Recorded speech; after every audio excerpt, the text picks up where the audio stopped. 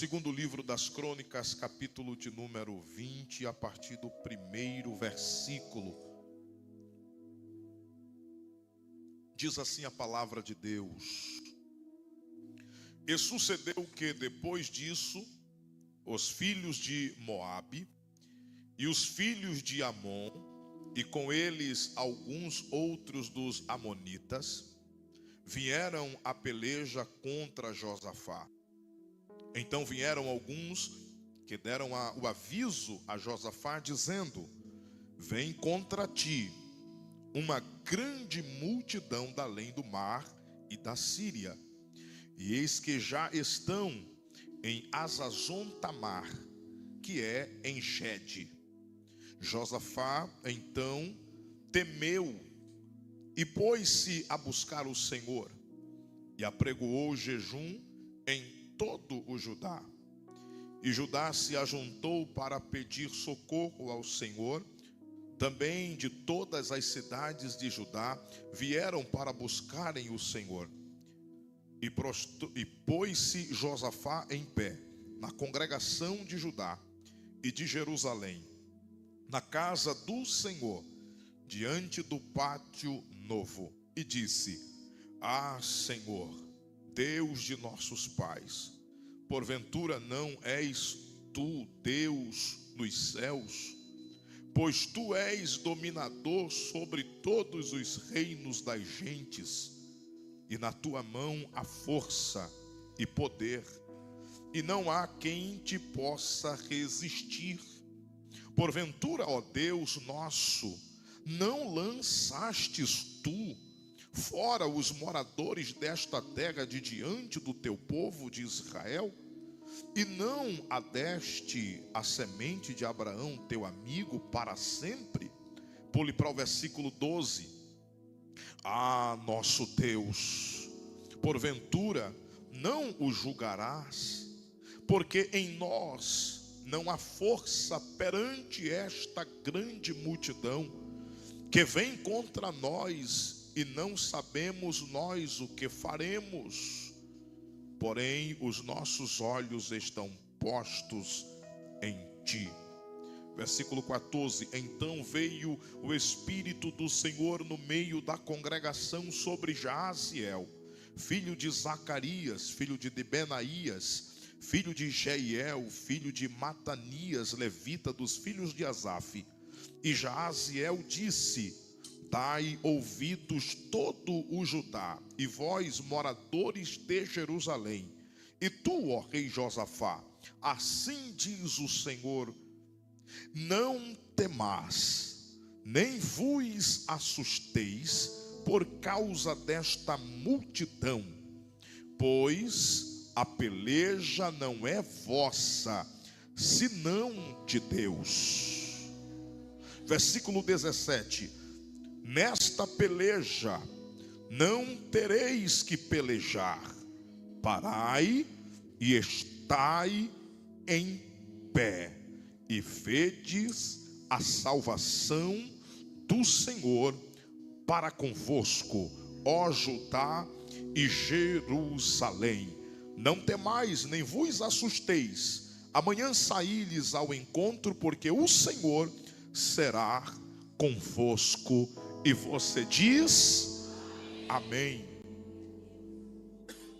Meus queridos irmãos, nós estamos diante de uma porção escriturística que narra para nós da experiência de um personagem bíblico que ganha notoriedade nas páginas seletivas da Bíblia Sagrada. Eu estou me referindo a um homem chamado Josafá. Este homem foi o quarto rei do reino de Judá, filho de Asa e neto de Abias. Este homem, ele foi um homem que reinou sobre o reino de Judá por cerca de 25 anos. E quando olhamos para a Bíblia Sagrada, notamos o perfil deste homem como alguém que temia a Deus. Josafá implantou uma reforma religiosa durante o seu reinado e colocou os oficiais do reino e os levitas para saírem por todas as cidades de Judá, instruindo o povo a se afastarem da idolatria e voltarem as suas vidas ao Deus eterno, ao nosso Deus, o Criador. Josafá foi um homem que demonstrou durante a sua vida o seu temor diante de Deus. Contudo, o capítulo de número 20 narra para nós a ocasião em que Josafá recebeu uma notícia. E existem notícias e notícias que chegam até nós. Há notícias que despertam o nosso coração a alegrar-se. Há notícias que nos convidam a regozijar. Mas existem notícias que, quando surgem diante de nós, é com afã de nos colocar na lona. Existem notícias que, quando chegam aos nossos ouvidos, nos levam à angústia, à tristeza, ao desespero. E este foi o caso do rei Josafá. A notícia que chegou diante dele era que 3 povos, 3 nações haviam unido as suas forças com o propósito de virem a Jerusalém para destruir o povo de Deus. Esses 3 povos decidiram unir os seus exércitos para virem ao encontro do rei Josafá e darem cabo da sua vida. Quando a notícia chegou até o rei Josafá, é verdade que o texto demonstra que ele sentiu medo, porque o fato de termos coragem não nos ausenta do medo. Agora, ter coragem significa se posicionar mesmo diante de circunstâncias que despertam o medo em nossa vida. Observe uma coisa: o medo é um péssimo conselheiro. O propósito do medo é nos convidar a desistir. O propósito do medo é nos estimular a abandonar o propósito de Deus. O medo tem a capacidade de paralisar o nosso potencial. O medo tem como finalidade nos fazer abandonar o projeto original de Deus para a nossa vida. E é verdade que Josafá sentiu medo ao receber a notícia, mas a Bíblia também revela que este homem, mesmo diante do medo, esboçou algumas atitudes que vale a pena nós ressaltarmos, nós pontuarmos nesta noite, para tomarmos como exemplo para a nossa vida cotidiana.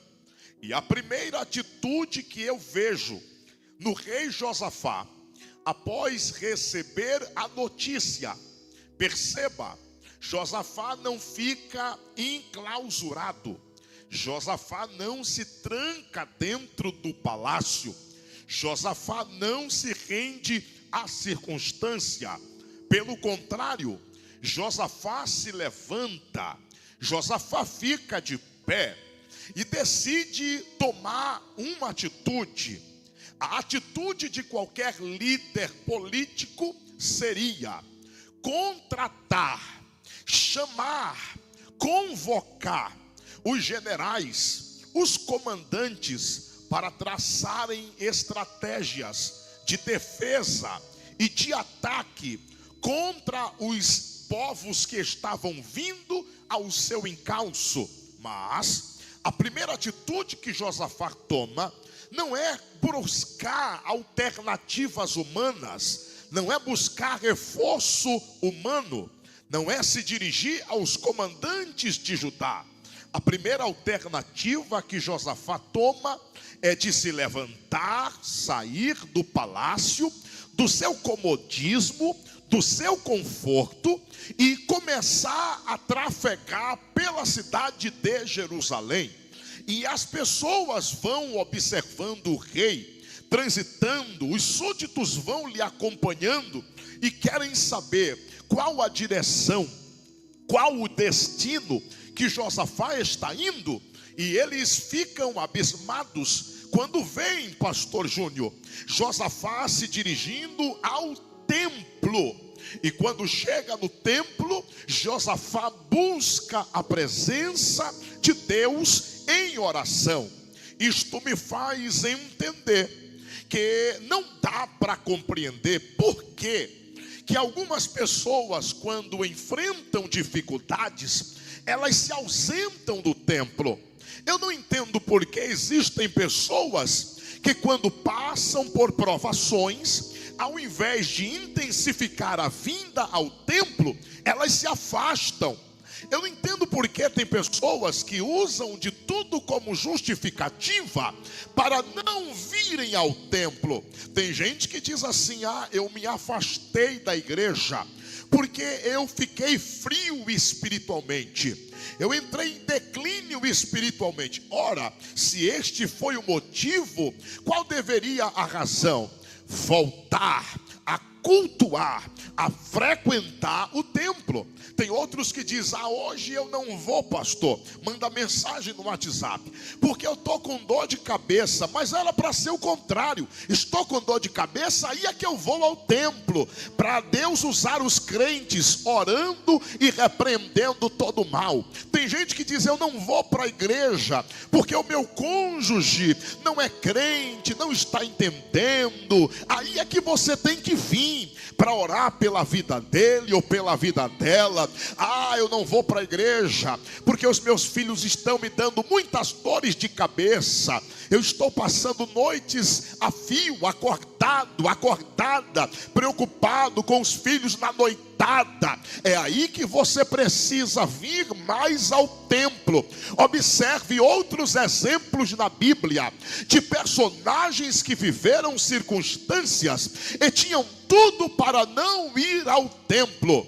Exemplo, Isaías capítulo 1, ele diz: no ano em que morreu o rei Uzias, eu vi ao Senhor assentado em um alto e sublime trono, e o seu Shekinah enchia o templo. Ora, foi no ano do luto, da angústia, das perdas, que Isaías decidiu não ficar enclausurado em casa, mas ir ao templo buscar a presença de Deus. E foi no templo que Isaías viu a glória do Senhor. O que não dizer da irmã Ana, que era estéril, e havia uma rival que lhe perseguia, que lhe afrontava. A Penina fazia chacota da irmã Ana, e a irmã Ana tinha tudo para não ir ao templo em Siló, mas ela disse: sabe de uma coisa, com perseguição ou sem perseguição,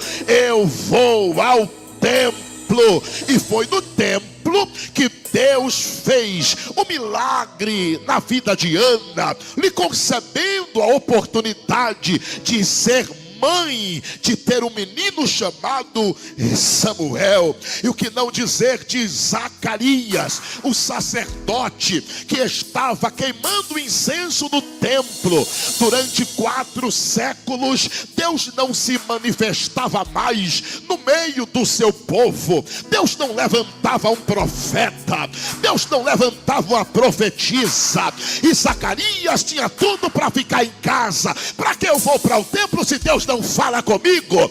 Para que eu vou ao templo se Deus não se revela? Mas no dia que Zacarias estava queimando incenso dentro do templo, Deus quebrou o silêncio profético e fez a promessa a Zacarias que ele seria pai de João Batista. Tudo que Satanás quer é que você saia do templo, é que você abandone a igreja, é que você esfrie espiritualmente, espiritualmente. Mas Deus me trouxe de Petrolina para dizer: com cara feia ou sem cara feia, com inveja ou sem inveja, com olho gordo, com calúnia, com defamação, não abandone o templo, não abandone a igreja. Satanás está se levantando em alguma área da vida para você parar, para você estacionar, para você abaixar a cabeça, para você jogar tudo para o alto. Mas Deus te trouxe nesta noite para dizer: você nem vai parar, nem vai desistir, nem vai retroceder, nem vai jogar nada para o alto, porque neste lugar eu tenho renovo, eu tenho renovo, eu tenho renovo, eu tenho renovo.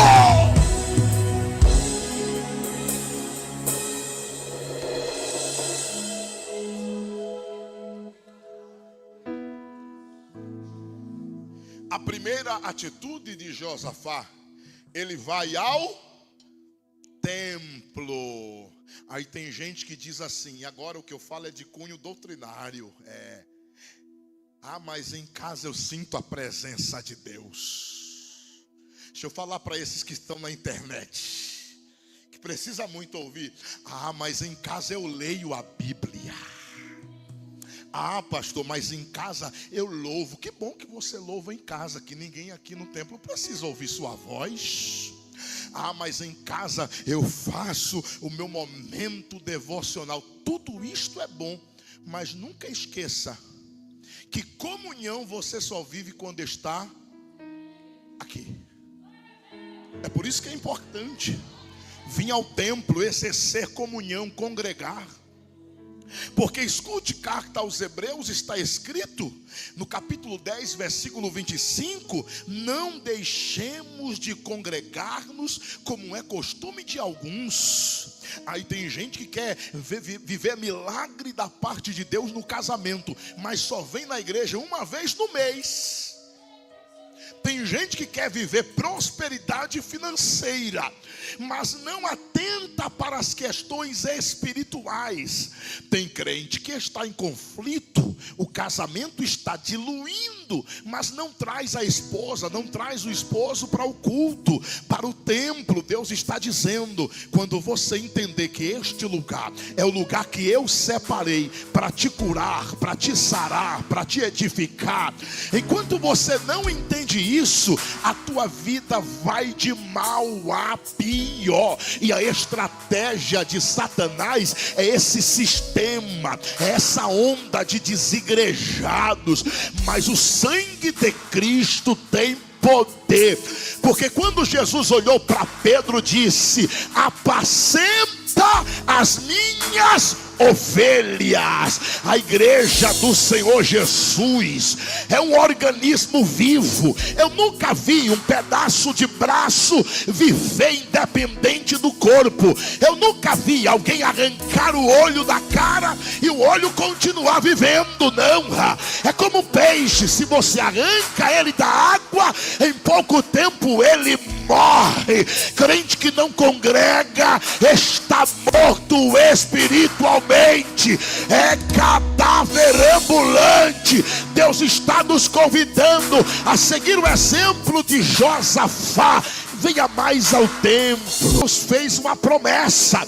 Deus disse: agora estarão atentos meus olhos e os meus ouvidos às orações que forem feitas neste lugar. Josafá estava no lugar certo, no lugar do refúgio, no lugar do socorro, no lugar do abrigo.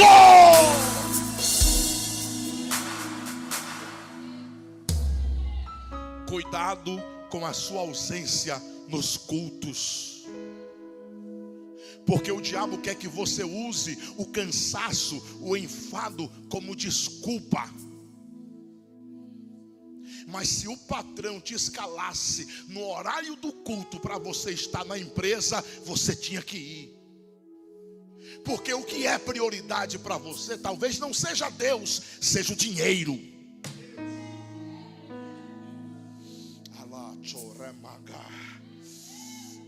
a segunda atitude de Josafá. Ele não vai para o templo por acaso.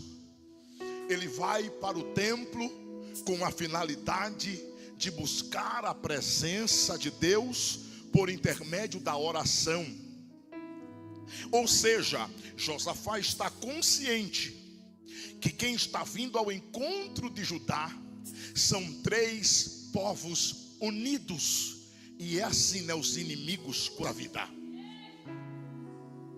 3 reinos se unem para vir contra Josafá. E Josafá faz um apurado, um censo rápido, e chega a uma conclusão muito rápida: não tenho condições de vencer esta guerra. Mesmo que eu pegue todos os soldados de Judá, de todas as cidades, mesmo que eu coloque os quem era de capacidade de vencer pela força do braço, espiritualidade. O grande problema é que tem gente que está guerreando usando o dinheiro que tem, a influência política. Tem gente que usa o cargo que tem na igreja. Tem gente que usa as amizades para influenciar um contra o outro, a benefício próprio. Josafá vai usar a oração. Josafá vai entender que a guerra que ele tem, embora seja uma guerra literalmente física, ele não tem condições de vencer. Então ele vai dobrar os joelhos e buscar a face do Senhor. Deus está falando conosco nesta noite, dizendo: transfira esta guerra para o campo da espiritualidade. Aprenda a guerrear de boca calada, sem trocar farpas na internet ou indiretas. Aprenda a guerrear de joelhos dobrados, porque quando você dobra os joelhos, Deus embosta. Resposta! Resposta!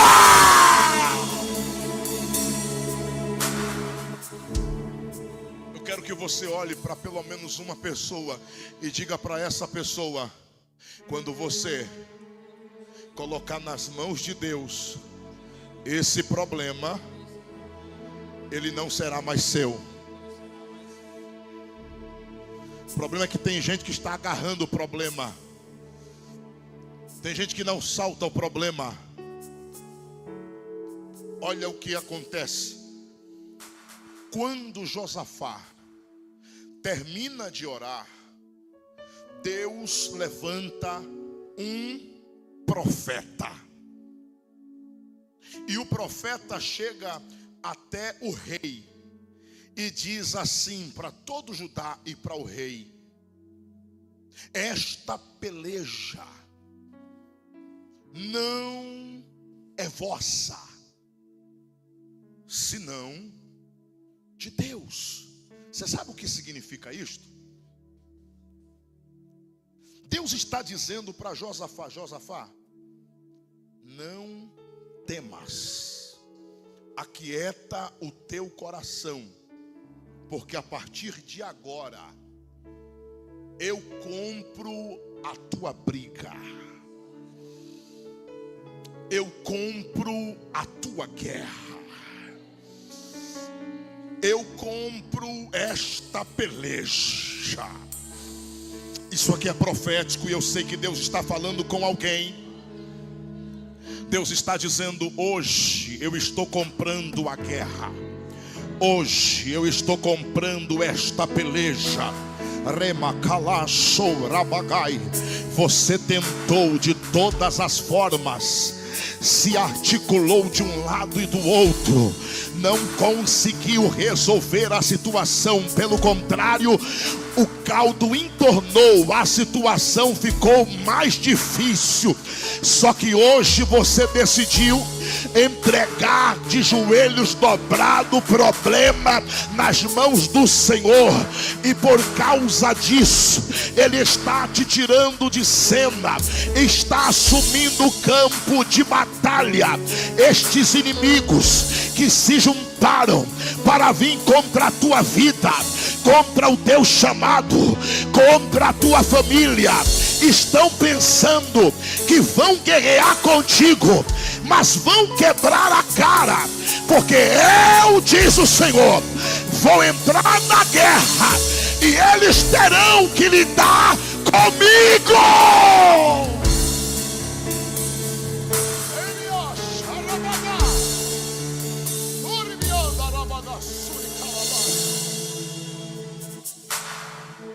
Porque os primeiros versículos diz assim: vem contra ti. Só que Deus diz: mas não vão lutar contigo, vão lutar comigo. Eles podem até terem se levantado contra ti, Josafá. O problema é que eles vão ter que me enfrentar. Eu aconselho a você nunca se levantar contra a vida de um homem ou de uma mulher que tem intimidade com Deus. Eu te aconselho a você frear a sua língua. Eu te aconselho a você mudar o seu comportamento, porque assim diz o Senhor: eu que escolho, eu que levanto, eu que separo, eu que capacito. Você pode não ir com a cara dela, mas foi eu que escolhi. Você pode não ir com a cara dele, mas foi eu que separei. É melhor se deitar abraçado com o crocodilo do que se levantar contra o homem ou a mulher de Deus. É melhor se deitar enrolado com a jararaca, com a cascavel, do que se levantar contra quem ora, contra quem tem intimidade com Deus. Você vai quebrar a cara, rapaz. Larga isso, abandona essa ideia. Deus é na vida dele, Deus é na vida dela. Porque nenhuma ferramenta preparada contra ti prosperará. Em juízo tu as condenarás. Receba você que tem intimidade com Deus. Receba você que tem colocado esta causa nas mãos do Senhor. Te prepara, porque Deus está entrando nesta guerra com espada desembanhada. Vem juízo de Deus por aí. Vem juízo de Deus por aí. Vem resposta do alto desta causa.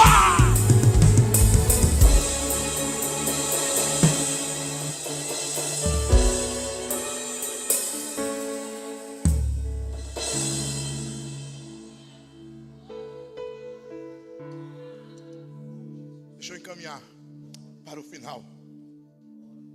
A primeira atitude, Josafá se dirige para o templo.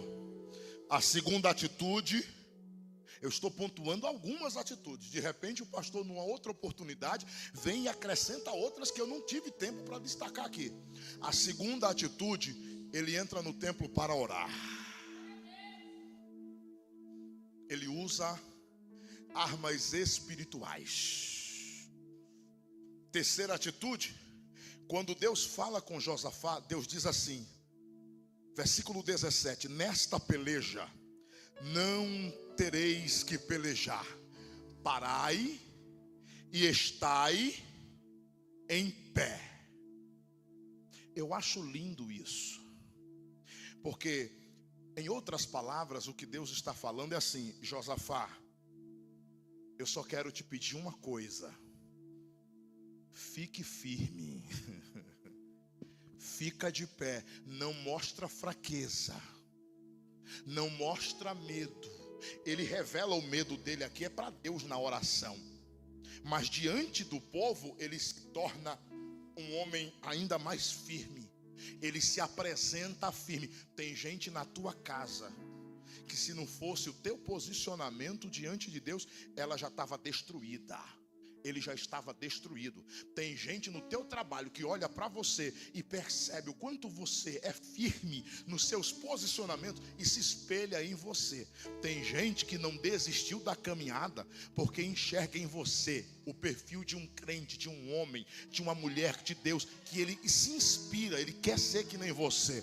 Então o que Deus está falando é: a pancada pode estar vindo, mas você vai permanecer de pé. Os levantes são muitos, mas você vai permanecer de pé. Permanecer de pé não significa que eu não estou com medo. Permanecer de pé significa que mesmo com medo, eu sei que o meu Redentor vive. Permanecer de pé não significa que eu não seja cheio de fraquezas. Permanecer de pé significa que mesmo na minha fraqueza, eu sirvo a um Deus que me torna forte. Deus está dizendo: o que eu espero de você é que quando Satanás se levanta naquela área, você permaneça de pé. Tudo que você tem que fazer é ficar firme. Mas o inimigo está se levantando, mas você vai permanecer de pé. Mas as estratégias são muitas, mas você vai permanecer de pé. Mas está contrariando as probabilidades, eu sei. Na perspectiva humana é impossível, mas Deus me deu uma ordem: eu não vou me curvar, eu não vou me prostrar, eu vou ficar de pé, de pé, de pé, de pé.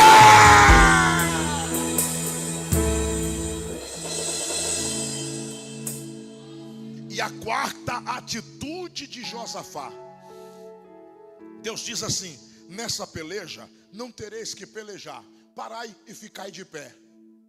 Mas Deus também dá uma ordem: desce para o vale. Mas como assim? Eu vou guerrear ou não? Porque Deus diz que eu não vou guerrear, mas ao mesmo tempo Ele manda eu descer para o campo de batalha. Sabe de uma coisa? Eu vou obedecer.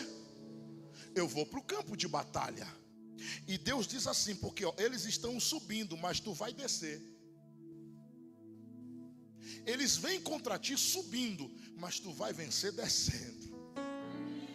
Aí Josafá pensa: já que eu não vou guerrear, eu tenho que fazer alguma coisa. Pois é, o que é que eu vou fazer? Escute isso, escute. Deus já deu muitas estratégias dentro da Bíblia. A gente vê estratégias que Deus deu para o seu povo vencer determinadas guerras. Aqui Deus diz assim: desce. Mas Deus não dá estratégia para vencer a guerra. Deus diz que já guerreou e que ele não vai guerrear.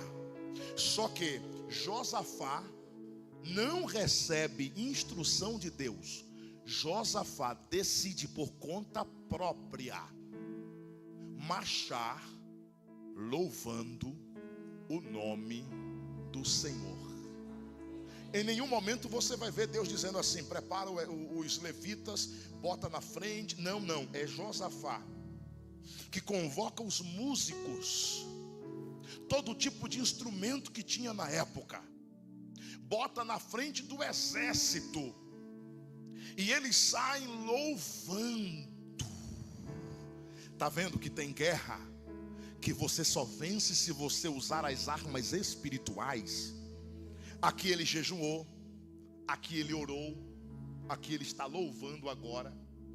E o texto diz no versículo 22: e ao mesmo tempo em que começaram com júbilo e louvor, o Senhor pôs emboscada contra os filhos de Amon e de Moabe e os da montanha de Seir. Escuta, Josafá não está vendo nada, mas ele está louvando. Ele sai marchando com o exército. Eles vão louvando o nome do Senhor, porque o Senhor é bom e a sua benignidade dura para sempre. Era essa a composição: porque o Senhor é bom e a sua benignidade dura para sempre. Enquanto Josafá está louvando, Deus vai no arraial, aonde estão os inimigos, e começa a colocar um contra o outro, e eles começam a se estranhar. Eles começam a lutar entre eles. Eles começam a matar uns aos outros. É exatamente assim o fim daqueles que se juntam para vir contra os homens e as mulheres de Deus. Eles não prosperam nos seus intentos. Uma hora ou outra Deus os entrega e eles começam a se degladiarem. Uma hora ou outra eles começam a se matarem. Não foi assim com Jesus? Marcos capítulo 14 diz que Jesus, depois que terminou de instituir a ceia, saiu do cenáculo e foi para o jardim do Getsêmani. Só que antes de Jesus sair do cenáculo, Judas se levantou à mesa primeiro e foi conversar com os sacerdotes, planejando vender a Jesus. Enquanto Judas está vendendo Jesus, Jesus está saindo do cenáculo, louvando ao Pai com uma canção e indo para o Getsêmani para orar. É o inimigo se levantando para interferir o projeto ministerial de Jesus, e Jesus adorando ao Pai. Como foi o final de Judas, do que vendeu? Ele mesmo deu cabo da própria vida, porque é assim: quem se levanta contra homem e mulher de Deus não prospera na vida, se autodestrói. Mas aqueles que louvam a Deus, independente da luta e da prova, vê a manifestação do Senhor. O que não dizer de Jó, que quando perdeu exatamente tudo, todo o patrimônio, Satanás ficou na ponta do pé dizendo: ele agora vai amaldiçoar a Deus, ele agora vai murmurar. E aí Jó pegou, rasgou a veste, raspou a cabeça, pegou as cinzas, jogou sobre si e disse: nu eu saí do ventre da minha mãe, nu tornarei para lá. Deus me deu, Deus tomou, bendito seja o nome do Senhor. E enquanto Jó adorou a Deus na prova, a Bíblia descreve que Deus mudou o cativeiro de Jó. Enquanto você adora, Deus muda. Enquanto você adora, Deus abre portas. Enquanto você adora, Deus desfaz a arapuca do inferno. Enquanto você adora, a cilada preparada contra a tua vida está sendo quebrada, quebrada, quebrada, quebrada. Enquanto você está aqui adorando, Deus está indo ao encontro do teu cônjuge, dos teus pais, dos teus filhos. Você está adorando no templo e Deus está colocando anjos ao redor do teu patrimônio. Enquanto você está adorando, Deus está visitando tua conta bancária, e aquele documento que precisava ser assinado, não te preocupa. Então somente adora, adora, adora, adora, adora. Fique de pé para adorar comigo.